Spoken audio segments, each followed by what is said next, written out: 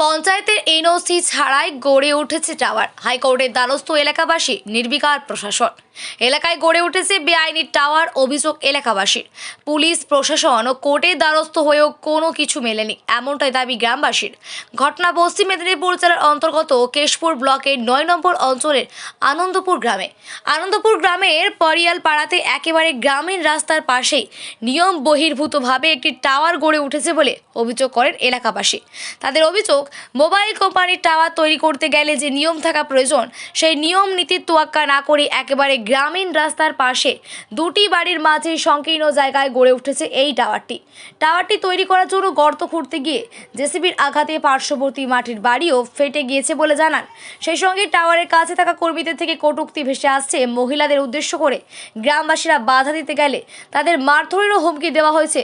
যার জায়গায় টাওয়ারটা হচ্ছে জমির মালিক শিশুন্দু পরিবারের বিরুদ্ধে। পুলিশ প্রশাসনকে বিষয়টি জানালেও তারাও এসে গ্রামবাসীকে সাহায্য করার পরিবর্তে উল্টে শাসারি দিচ্ছে বলে অভিযোগ করেন গ্রামবাসীরা। ইতিমধ্যেই হাইকোর্টের দ্বারস্থ হয়েছে তারা। কোর্ট থেকে অ্যাডভোকেট, জেলা শাসক, পুলিশ সুপার, সমষ্টি উন্নয়ন আধিকারিক এবং আনন্দপুর থানার ওসিকে নোটিশও পাঠিয়েছে বলে তারা জানান। তারপরেও কোনো সুরা হচ্ছে না। টাওয়ারটি যার জায়গায় গড়ে উঠছে, শিশুন্দু পরিয়াল জানান, আমি আমার জায়গা লিজে দিয়েছি ইন্দাস কোম্পানিকে। কোম্পানি কিভাবে টাওয়ার করবে না করবে, কোথায় কি পারমিশন নেবে, সে বিষয়ে আমি কিছু বলতে পারবো না।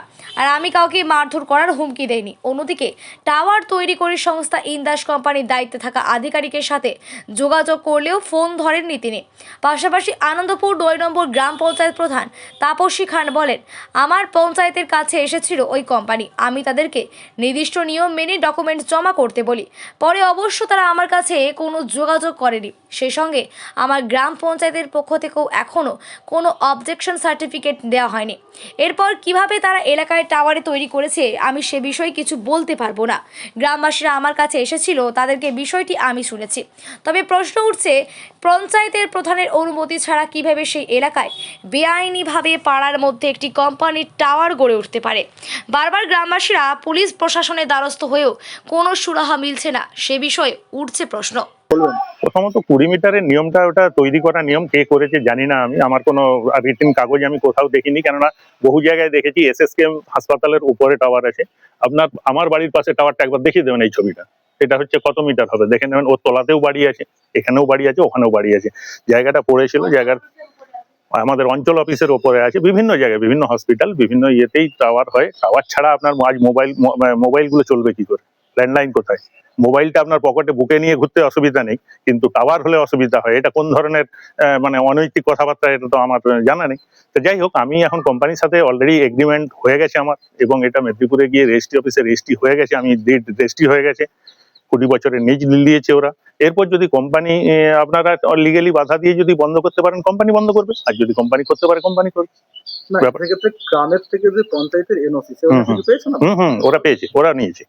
ওরা অঞ্চলে সবকিছু মানে একদম অঞ্চল থেকে ডিমান্ড নোট ফোট তুলে ওরা রেডি করেই কাজে নেমেছে। পাড়ার মেয়ে ছেলেদের অভিযোগ, সেখানে যারা কাজ করছে অকথ্যভাবে তাদেরকে খারাপ ভাষা বলা কাজ করছে। আজ তো আমার যে শুধু জেসিবি দিয়ে মাটিটা কাটা হয়েছে দাদা, আর কিচ্ছু হয়নি। দ্বিতীয় কিচ্ছু হয়নি, একটা সিমেন্টের দানাও পড়েনি, সবে কাটা হয়েছে। ফাটল দেখা দিয়েছে বা অকথ্য না না না না, বাজে কথা, বাজে কথা। ওগুলো সব রটনা, ওগুলো মানে কি বলতে হবে। বলা হচ্ছে যে যাই বাধা দিক, আপনার বিরুদ্ধে অভিযোগ করা হয়েছে যে টাকা দিয়ে আপনি সব করে নেবেন।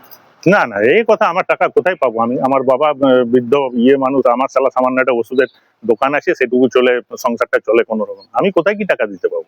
টাকা দেওয়ার কোনো প্রশ্ন নেই, আমি তো পারবোই না, বলেই দিয়েছি। কোম্পানি বরং মাসে আমাকে একটা রেন্ট দেবে বলেছে, ওইটার এগেনস্টে। আপনার নাম?